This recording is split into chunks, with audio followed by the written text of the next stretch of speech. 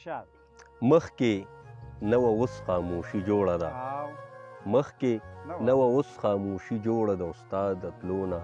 پس خاموشي جوړه ده ډېر ښه شعر دی چې پام چې د محفل نه اثر وانخلي او او پام چې د محفل نه اثر وانخلي او خانده پکړس خاموشي جوړه ده او بې لتا د کلي دغه حال دی چې او بې لتا د کلي دغه حال دی چې هر څه دي تس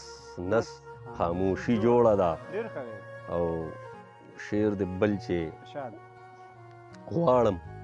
چې ګنډلې شونډې پرانځم او غواړم چې ګنډلې شونډې پرانځم خو نه مې رسي وس خاموشي خاموشي جوړه ده